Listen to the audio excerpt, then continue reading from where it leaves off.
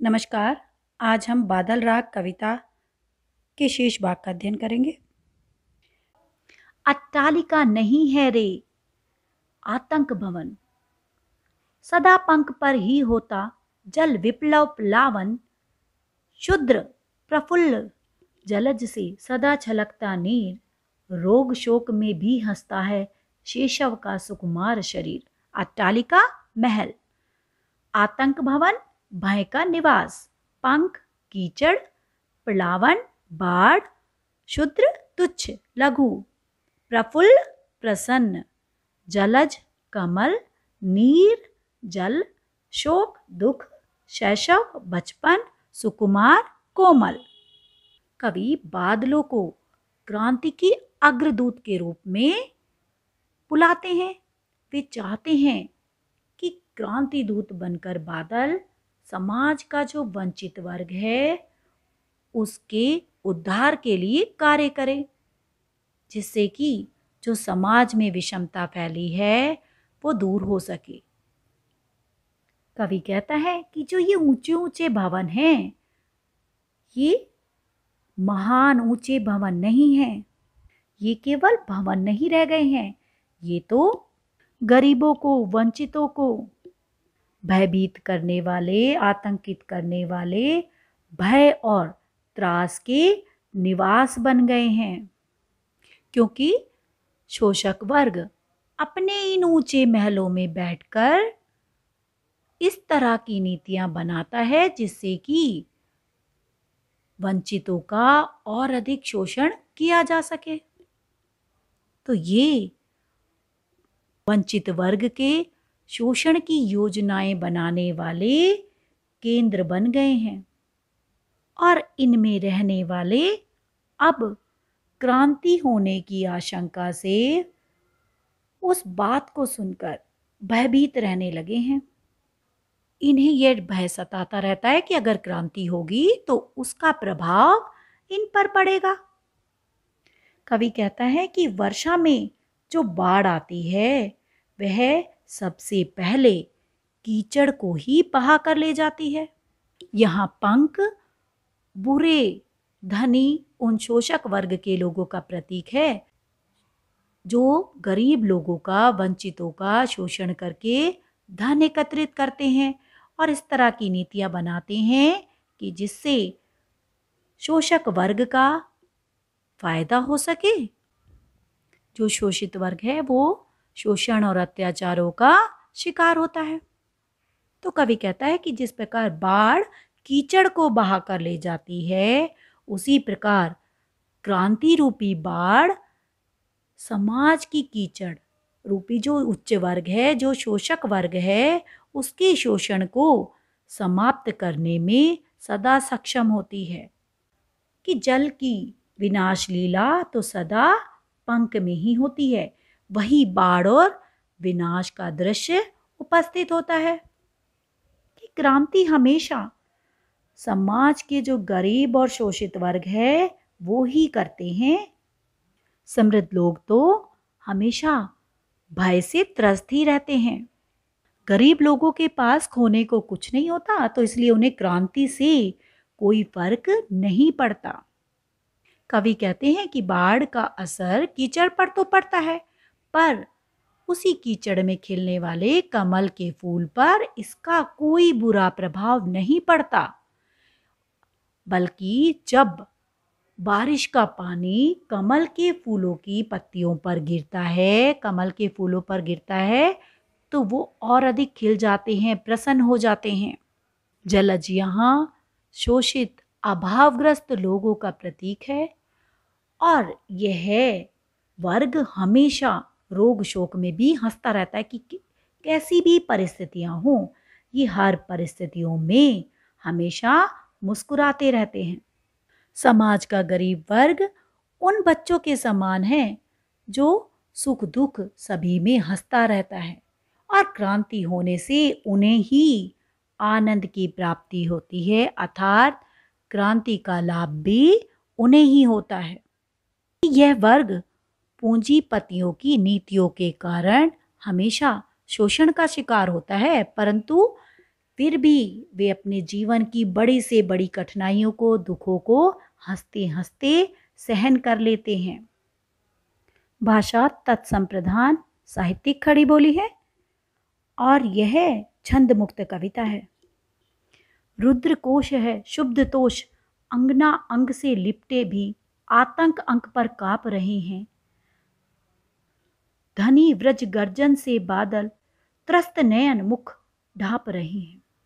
रुद्र रुका हुआ, बंद, कोश खजाना, शुद्ध क्रुद्ध, तोष संतोष शांति, अंगना पत्नी या सुंदर स्त्री, अंक गोद, व्रज गर्जन व्रज के समान गर्जन, त्रस्त भयभीत डरा हुआ, नयन नेत्र आंखें। कवि कहते हैं कि धनी लोगों ने, पूंजीपति लोगों ने धन से भरे हुए, धन से परिपूर्ण अपने खजानों को बंद करके सुरक्षित रख दिया है कि यह सारा धन, यह खजाना जो उन्होंने शोषित वर्ग का शोषण करके एकत्रित किया है, उसे उन्होंने सुरक्षित रखकर बंद कर दिया है और इस धन से और सभी लोगों को वंचित कर दिया है। उन्होंने सभी आर्थिक साधनों पर अपना कब्जा कर रखा है और तब भी उनके पास इतना धन दौलत होने पर भी उनके मन में संतोष नहीं है। अब क्रांति आरंभ होने से और अधिक धन वो एकत्रित नहीं कर पा रहे हैं, उनके पास धन का आना बंद हो गया है, तो उनके मन का जो संतोष है वो समाप्त हो गया है कि पूंजीपति वर्ग ने या उच्च वर्ग के लोगों ने निर्धनों का, गरीबों का शोषण करके अपने खजानों को भर तो लिया है, लेकिन फिर भी वो अपनी ही इस कार्य से, इस नीति से असंतुष्ट हैं कि गरीबों का शोषण करके उन्होंने अपने लिए सभी सुख सुविधाएं एकत्रित कर ली हैं और वो अपने उन महलों में अपनी सुंदर स्त्रियों के साथ सुख भोग रहे हैं। लेकिन तब भी वो क्रांति से इतना घबरा गए हैं, उनके अंदर इतना भय है कि वे अपनी प्रेयसी के आलिंगन में होते हुए भी, कि उसके इतने समीप होते हुए भी मन ही मन कांपते रहते हैं कि अपनी उन सुंदर स्त्रियों के साथ सुख भोगते हुए भी वो डर के कारण कांप रहे हैं। वे बादलों की भयंकर गर्जना सुनकर अपनी आंखें बंद करके मुंह छिपाए हुए हैं कि उनकी आंखों में भय है। उन्हें ये डर है कि उनका जो विनाश है उसकी आशंका उनकी आंखों में नजर आ रही है और अपने उन भावों को छिपाने के लिए उन्होंने अपने मुंह को अपने हाथों से ढका हुआ है। क्रांति की गर्जन से वो इतना भयभीत हो गए हैं कि डर के मारे अब अपना मुंह छिपाने लगते हैं। भाव यह है कि क्रांति जब आती है तो पूंजीपति समृद्ध लोग ही डरते हैं, निर्धन लोगों को उस क्रांति से कोई भय नहीं होता क्योंकि उनके पास कुछ खोने को है ही नहीं, तो उन्हें उसका कोई डर नहीं होता, बल्कि क्रांति तो उन्हें यह विश्वास दिलाती है या उनके मन में यह आशा जगाती है कि अब शोषकों के विनाश के साथ ही उनका विकास होगा। जीर्ण बाहु है शीर्ण शरीर, तुझे पुलाता कृषक अधीर, ए विप्लव के वीर, जूस लिया है उसका सार, हाड़ मात्र ही है आधार, ए जीवन के पारावार। जीर्ण जर्जर, बाहु भुजा, शीर्ण कमजोर दुर्बल, कृषक किसान, अधीर व्याकुल, विप्लव विनाश, सार प्राण, हाड़ मात्र हड्डियों का ढांचा और पारावार समुद्र। कवि बादलों को संबोधित करते हुए कहता है कि हे विनाश करने वाले बादल, देखो तुम्हें यह जर्जर भुजाओं वाला, दुर्बल कमजोर शरीर वाला किसान अधीर होकर बुला रहा है। वह व्याकुल होकर तुम्हें पुकार रहा है, तुम्हें निमंत्रण दे रहा है कि आओ और आकर क्रांति की बरसात करो। उसने अपनी भुजाओं का सारा बल जिस समृद्धि को उत्पन्न करने में गवा दिया, उस समृद्धि ने ही अर्थात उस शोषक वर्ग ने उसके शरीर का सारा रस मानो चूस लिया है कि वो धनिक वर्ग के शोषण का शिकार हो गया है और इसी कारण उसकी ऐसी दयनीय दशा हो गई है।